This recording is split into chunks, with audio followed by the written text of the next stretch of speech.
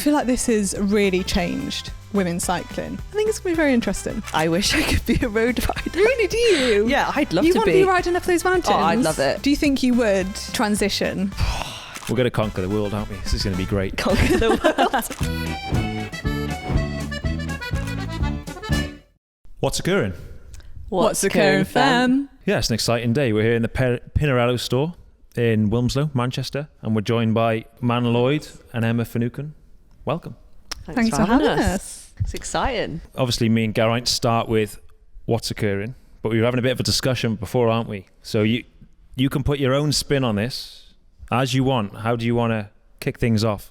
We were thinking Welsh themes. Yeah, we need something like similar but different. Yeah. And it was actually Emma that came up with this, so I can't take credit. I'll take the credit, guys. We are thinking to say Shemai. Shemai. Which, for our non-native speakers, means... Hello? Hello? Is it Hi. directly Is it? just hello? Well, It's a bit it's more like, blasé than Like, hello. Hi, how are you sort of thing? Shemai. Yeah. Yeah. Yeah. Bit more casual. So there we go. We're off to a good start. We know how the podcast... That's the first 10 seconds of the podcast done. That's and the Yeah, first yeah, line. true. Just That's got the the most other- important part, really. Yeah. I'm sure anyone who knows anything about cycling knows a lot about you two ladies, but I reckon just have a minute each. Who are you? What's your name? Where do you come from? It's like blind date, isn't it? So my name's Emma Finucane. I'm from Southwest Wales in Carmarthen. That's where I grew up. That's where I live. I'm a track sprint cyclist for GB. I've grown up loving the sport. I moved to Manchester when I was about 18 and lived here for about 4 years now. So I've been up here for quite a long time. Moved away from beautiful Wales, unfortunately. And yeah, I competed at the Paris Olympics, so I won gold and 2 bronze. And yeah, I'm currently on my journey to LA. But that's my career so far. I'm Manon Lloyd. I'm also from Carmarthen, and that's kind of how me and Emma know each other. We both started in the same cycling club.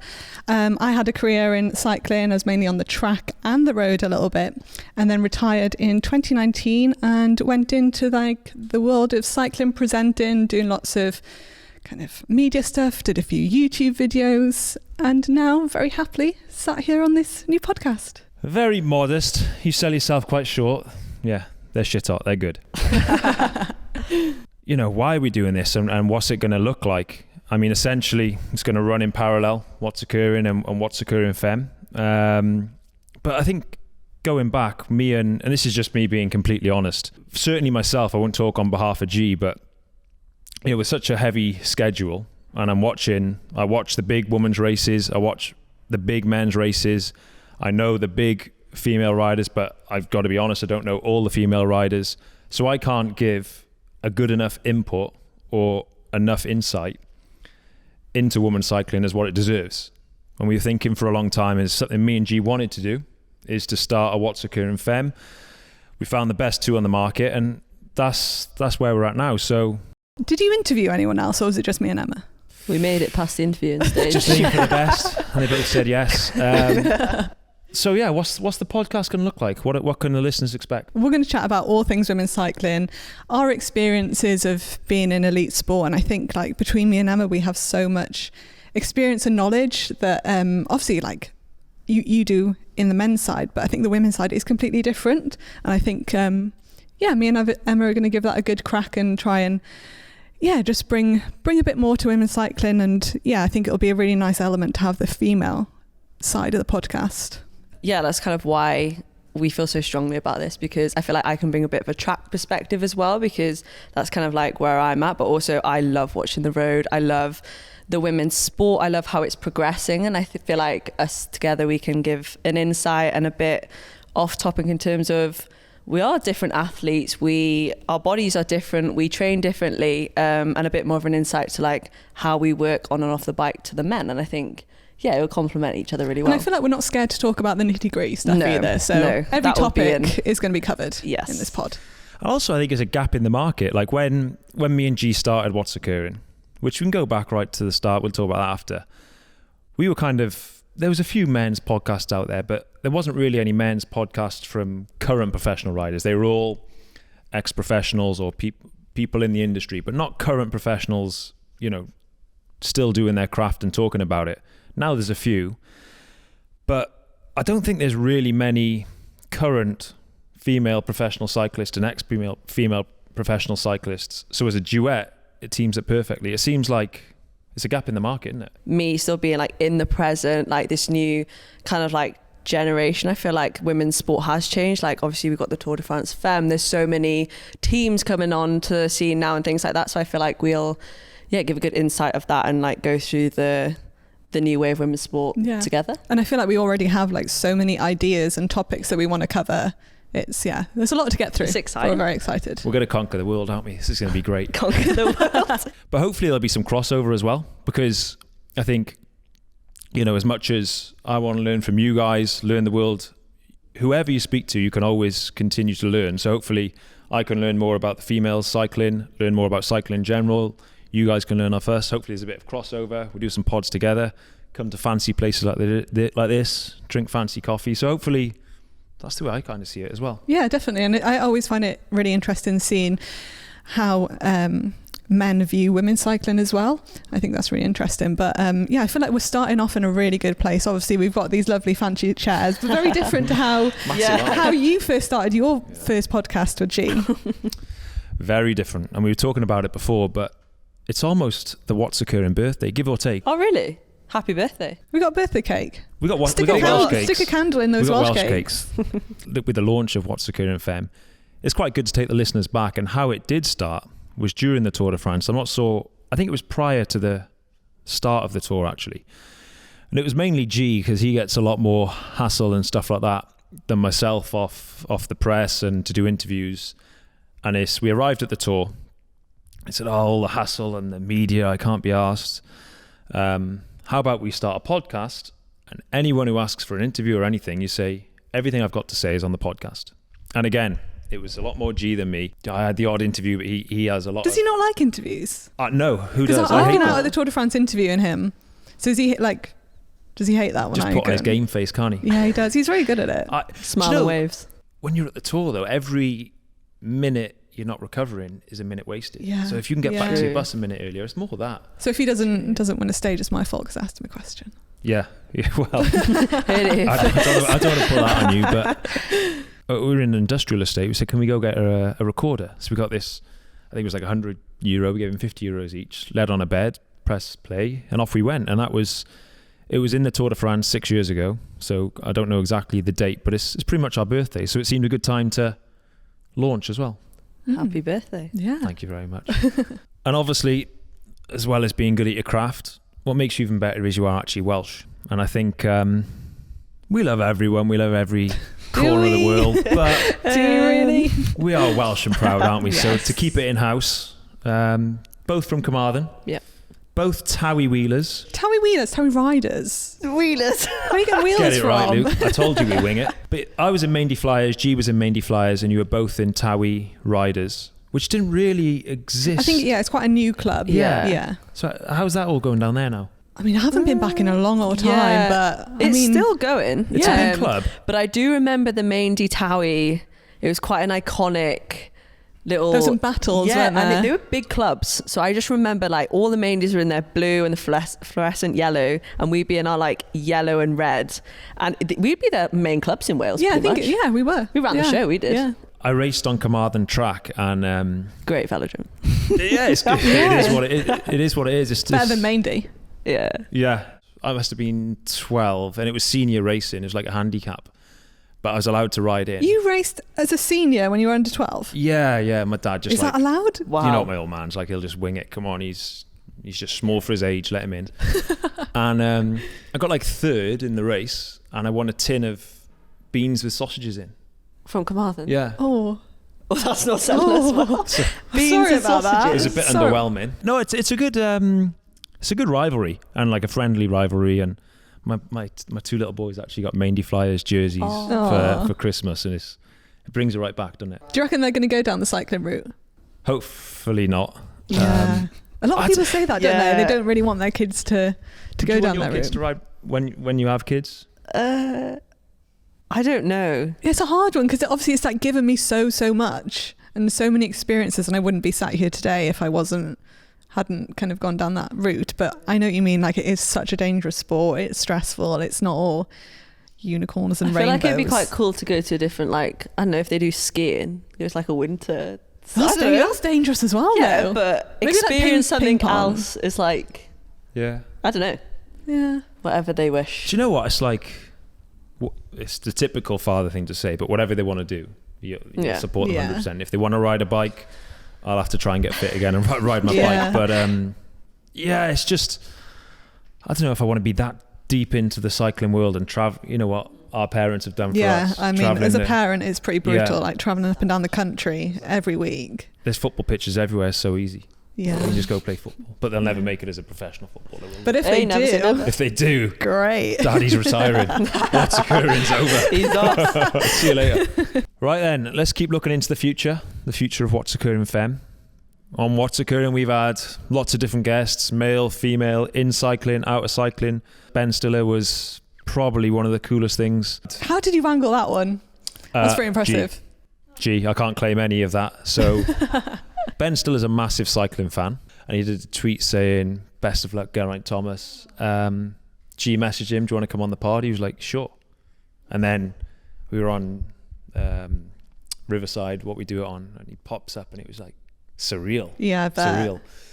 But going forward, you know, who would be your dream person to get on? You can even go from the cycling world, from outside of the cycling world.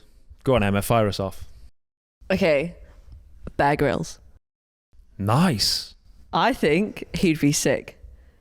I think he'd be really interested on a podcast. Nothing to do with cycling though. Maybe you can get him on a bike. Maybe he likes bikes. Maybe we can do like a bike podcast with him. I'm just Yeah. interested to know his stories. I bet he's got some great and, like, stories. Yeah, I could listen to him all day. Yeah. But he's got another angle of like, he's obviously mentally strong, which Yes. is like, Yeah. you find different people, there's so much crossover Yeah. and they all help each other.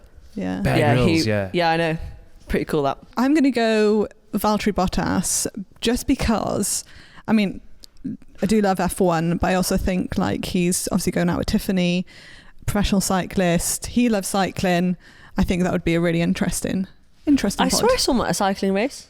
Didn't he compete for He's done, Finland? he's done a few gravel gravel races. races. Yeah, Yeah. I did. I Yeah. actually saw. I was like, down. It's pretty cool. Bear Grylls is going to be tough to get in contact with. But I reckon we for can do it. sure we could Surely get G Bottas knows on. him. Yeah, I know him. Oh, you do? Yeah. Oh. We can make that happen. Oh, there we go. Bear Grylls, haven't got his contact. But never say We never. can try, guys. Valtteri would be sick though. When What's Occurring started, we never thought we'd get Ben Stiller. No, it's true. So in 6 years' time, I've set the bar high Yeah. though. Bear, if you're listening, Get in touch. hit us up, brother. What about from the cycling world? Anyone from the cycling world? I'd love to speak to Pogacar. I find him, even though I've seen him do interviews and things, I'd love to know a bit more about him as a person. I find him really intriguing. And I think he's got quite a cool personality. So yeah, I'd love to just sit down and have like away from the cycling, Yeah. a chat. Suss him out as a person as opposed to Yeah. how many watts are you doing? Yeah. I'd go Demi Vollering. And I know you've had her on your pod, but I think, yeah, she's a super cool athlete. And I just love like how open she is on social media and everything. And also her life looks so cool. Like living out a camper van with her dogs in the mountains. It all looks pretty dreamy. Yeah, she like saved a goat or something, didn't she? That was her. She saved a goat. That wouldn't surprise me. Was it her? She saved a goat? There was a goat in a hole and she lifted the goat out and saved the goat? I've heard you've saved a few people as well. Here we go. Sorry, I had to plug that in. You queued me up perfectly. That was so good. Yeah. So I only explained half the story to the girls, but I've driven up from Cardiff to Manchester this morning. Drove up with my wife. We were going through Ross and Wye, and just on this roundabout, a glimpse of my eye, I seen a hitchhiker, and it had a sign Stoke, and like 200 meters later was a roundabout, and I said to Kath, "Oh, I'm going to Manchester. He wants to go to Stoke. I'll pick him up." And Kath looked at me. So I turned around at the roundabout, and she was like, "Okay, you're for real." And "You're going to really pick him up, Luke?" I said, "Well, yeah, we're going to Manchester. He's going to Stoke. I'll give the man a lift." She's like, "Well, what if he's a murderer?" And I said, well, we'll die, won't we, if he's a murderer, you know? But he looked like a decent bloke. Yeah. Is this the first time you've done this, or is this a regular? No, I've taken one or two. Oh, wow. My granddad always used to take people. Really? My dad's taken one or two. I but would never. Yeah, if he's going the same What place. was his story? What was his? Actually, really interesting. Oh. So, well, first of all, he got in the car, and he said, "Where are you going?" I said, "I'm going to Manchester. I can take you to Manchester." And he said, "Well, I'm going to Manchester as well." And I thought, well, why does your sign say Stoke? And he said, oh, if you hold a sign with too many letters, people can't read it. So as long as they go M5, M6, I'm happy. I really got into him. I was interested. Yeah. I said, how long were you waiting there? He said 6 minutes. But he lives in Abergavenny. He'd had 3 hitchhikes, whatever you call it, 3 trips to get to Ross-on-Wye. And then I took him all the way. And he said, but, you know, I know what to look for and I know what cars to get into.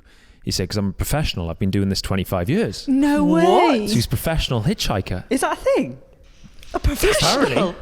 I guess he's just travelling for free. That's such a hack. Wow. He had a book with all the different place names. Anywhere he wants to go, he's like, yep, go there, go there. That's why didn't you catch the train? He said, it's 70 quid and I can get there for free. I said, good on you, mate. That is such a hack. Mental. Alan, his name was. What if you were there for hours? I got a selfie. Have you seen the selfie? Yeah, we have. Did you tell him about the pod? He was quite inquisitive. You better listen to it on this drive back. I told him about the pod, you know, as it gets going, and I said, oh, it's coming up to speak to you two, and maybe Alan's listening. Hi, Alan. Hello. Alan, if you're listening. What a legend. In the car on the way back to What's Bracken. occurring, mate? He was a lovely guy. Dropped him off. That's here. hilarious. Oh, should have put Shook him his in. hand and off he got. Wow. Should have got him on the pod. That's such a sweet story. I mean, could have ended completely differently, but Yeah, Kath was thankfully you're concerned for sat our here. lives, but yeah, lovely bloke, Alan. Aw. Very nice. Right, so yeah, it's been nice to get together, introduce you guys to the pod. I think it's super exciting going forwards. We're going to cross paths. You jump on our pod, we'll jump on yours. Well, we're like this now, aren't we? 2 pods. And there'll be a bit of crossover. Super excited to see where this is going to go. Hopefully it'll open up a whole new avenue, give people a new insight, deeper into the world of professional women's cycling. So absolute pleasure to have you on board. And what do you say? What's goodbye? Because Shamai's hello. Hoyle Val. Ta-ra, hoyle Oh, ta-ra. wow, yeah. But I understand you guys are going to dig into the Tour de France Femmes. I'll leave you guys to it. Best of luck and see you on the road. Thank you very Thank much. you. We are delighted to be working with Rouvy on What's Occurring Femme, and we have a great offer for you. You can use promo code FEMMES, F-E-M-M-E-S, for an additional 30 days on top of the 7-day free trial. This is applicable to new subscribers only. Rouvy's on a mission to bring the indoors to the outdoors, connecting you with real routes from around the world to your home. And in the summer, you can utilise Rouvy to do specific training sessions or to hide from the heatwave. Rouvy's new route creator tool also allows riders to upload their favourite loops onto Rouvy. Everyone can easily convert their own video into a virtual route to ride at home. We've got some big plans with Rouvy over the next few months, so watch this space. And remember to use the code FEMMES, F-E-M-M-E-S, for an extra month on us when you subscribe for the first time. Right, now that Luke's left, let's give a proper introduction to our pod. Welcome to What's Occurring Femme, brought to you by Rouvy, hosted by Pinarello. That was a great introduction, Manon. I've been practicing that for a while, Emma. But let's talk about one of the biggest races in women's cycling at the minute, the Tour de France Femmes avec Zwift. This is going to be its 4th year. I know. Which Should be is 10th. huge. It should, Should well, be 10th. should be, yeah. But I feel like this has really changed women's cycling. I don't know, when I was always racing, people who didn't really know much about cycling would be like, oh, have you ridden the Tour de France? I'm like, no, because there isn't one for the women. Yep. But now there is. Very true. I feel like the Tour de France is, even me as a track sprinter, it's like, have you ridden the Tour? And I'm like, no. Different Completely thing. different Yeah. discipline, but it always comes back to the main races of the Giro, the Tour. And now there's female versions, and I think that's amazing for the sport. It adds so much to the sport, and I think for women's cycling in general, it is a bit different to the men's. Like, it is shorter stages, like they do 9 stages, which I think this year is amazing. They've added a few more stages, which I think continues to grow the sport. We've got more teams, which is really exciting, which just allows the women's sports to grow and allows people to get into teams and have that growth and continue the growth for the future. Yeah, definitely. And I think I feel like I've never really been to many races on site where I've been there working. But I remember going to my very first Tour de France Femmes, and it was huge. Like, I'd say it's like quite similar to the men's. Like, maybe there isn't as many people or media, but there is still so many people that come out, watch it. And I think it was last year, I got this one picture on my phone, and I can't remember who won. Maybe it was Demi that won a stage or something. And I took this picture, and she was surrounded, like swamped by media, and I was like, this picture is like everything. Like, this is so big for women's cycling, having this many people talk about women's racing and having this many media broadcasters covering the race is huge. And it's so good to see, because I feel like even when I started cycling, like races just weren't really shown on TV. I mean, we didn't really have like those big races, but now like I feel like you can turn the TV on and everybody is talking about women's cycling. We've got our own path now, and I think we're not just, it's the women's alongside the men's. We have our own category, like we have our own Tour de Femmes, our own Giro, and I think that's amazing. But what was it like at the Tour? Like, what was it like being there in amongst all the athletes and interviewing the riders themselves? Like, how was that experience? Because I didn't have to climb mountains. I didn't have to ride this savage sages. I just got to interview them at the end. But no, it was great. And it's I think for the women, because they haven't really had this media coverage, when the first kind of Tour de France Femmes started, it was all quite new for them. They didn't really know how to deal with all this media coming up to them, like fighting for interviews at the end. Yeah. So that was like a whole new experience for them. But I think now they're like pros at it. But it was literally the highlight of my year, getting to cover those races for the last 3 years. And it is so special to be a part of it and see it grow. Like last year, like they had the Grand Depart in Rotterdam for the first time, like out of France. And that was like so special. And I think that's probably my favorite one that's kind of been out of France, because for those of you who don't know, there's do you know about the caravan that goes in front of the race? No. So there's this thing called the caravan, and it's really weird to explain, but it's like these massive like buses and cars and vehicles that are like kind of sponsors, but they'll be like the weirdest sponsors. So like there'll be a brand that sell bananas, so they'll have a big car in a shape of a banana, and they'll go in like a few hours before the race and like chuck free bananas or chuck free smoothies or bucket hats and things like that before the race. But on the first stage, for some reason in Rotterdam, they didn't have it. So like some of the villages that the tour went through decided to do their own caravan. So they like had loads of like vintage cars out, and we were kind of driving through it a few hours before the stage, and it was like such a cool atmosphere seeing that many people out supporting this race that had come.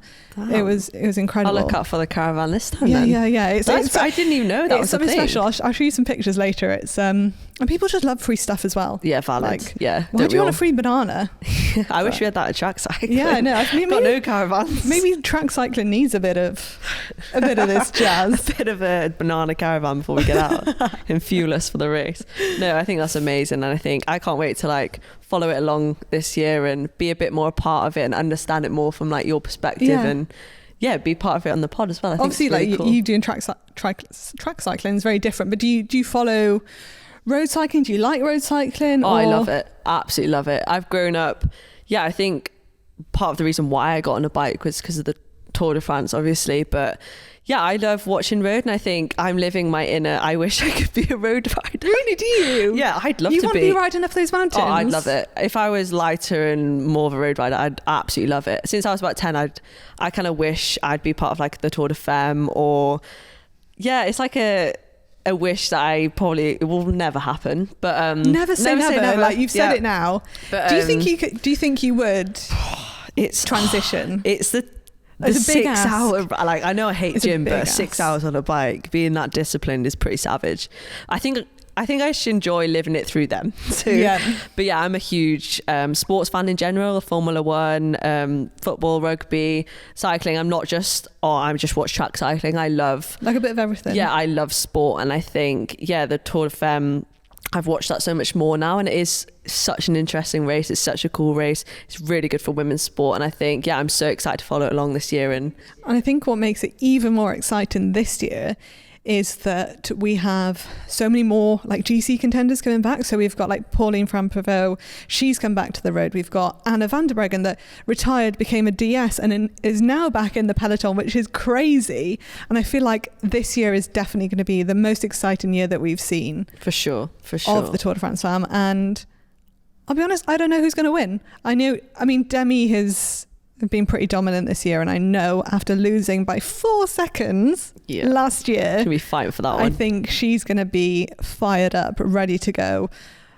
wouldn't like to put a name on it, but it's nice, like they're all in different teams, so that makes it so exciting. I feel like it's quite good that Demi's changed teams for this year. She's got a fresh start.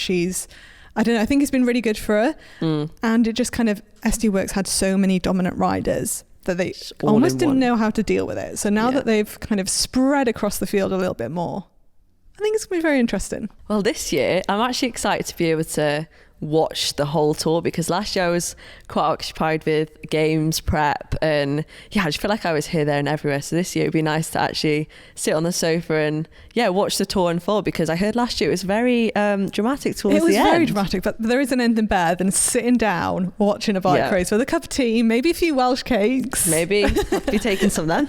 But last year was very dramatic. Let's have a little recap. So I think it was like Demi going in as the all-out favourite, but she had that really nasty crash. I think it was quite early on in the race, and there was a lot of kind of controversy about like her teammates waiting for her. I think maybe she crashed in like the last 2k, and everyone was like, oh, why didn't your teammates wait for you, blah blah blah blah. They didn't, and then basically Demi was just kind of playing catch up for the whole race, which it made it really exciting as a viewer. But then you kind of, when you're there firsthand and see kind of Demi hobbling out of the van with like a bad back, it's quite hard. But it basically all came down. She was just playing catch up. And then the last day was so exciting. Finished on the most iconic climb in the world of cycling, Alpe d'Huez. And it was Demi won the stage, but it was like Demi just went off in time trial mode, just like, right, need to make this time back. I remember being at the finish. Demi finished and Cassie was still kind of coming up Alpe d'Huez. It was foggy, it was very dramatic, and everyone was kind of like watching their watchers being like counting down, is she going to do it, who's going to have the yellow jersey, which makes it really exciting getting to the last stage of the tour not knowing who's going to win. And it came down to 4 seconds, which in track cycling quite a big gap, to be but fair. on the road it's really not much. And I think obviously so great to see Cassia win, because she's such an aggressive rider, always puts herself out there, maybe a little bit too much, always goes on the attack. But I think for her it was a great win, but for Demi coming that close, knowing that if she hadn't have crashed, or if like some things had played out a little bit differently, it might have been a little bit different. But I think this year Demi's going to be on the comeback. She wants that. And again, as I mentioned, like throwing all these other kind of names and GC contenders into the mix. I think this year the field is so strong, and I don't know. It's going to be a good watch. I'm really excited actually. So many different names, different teams, and I think it just makes the sport really exciting. Like, see what drama brings this year. And it's like a savage course as well. They've got 9 stages, and I think they go up the Col de Madeleine, which is 18 kilometers at average 8%. Wow. That's one hell of a climb. So I think it's, they're going to need their climbing legs. I'll just watch that one. We'll be watching with our cup of tea on the sofa. A reminder that today's show is hosted by Pinarello, and we're lucky enough to be in the Wilmslow store today. And me and Emma actually both love riding at F-Series bikes, don't we, Emma? We do. We went on a ride recently together, didn't we? The cafe ride was really, really fun. And I've actually ridden a lot more on the road since having my new bike. It makes such a difference. Do you love it? Yeah, I absolutely love it. The white on the road against the kit is amazing. It's such a dream to ride. This is your start of you becoming a road rider in the future. No, guys, don't worry about that. But it does make a huge difference having a nice bike and being able to go out. I think it definitely makes it more enjoyable. It definitely makes you want to go out because you have this such a nice bike underneath you, and I do really enjoy it. Don't just take our word for it. Head to your local Pinarello retailer and check out the whole range for yourself. Search Pinarello store locator to find your nearest store.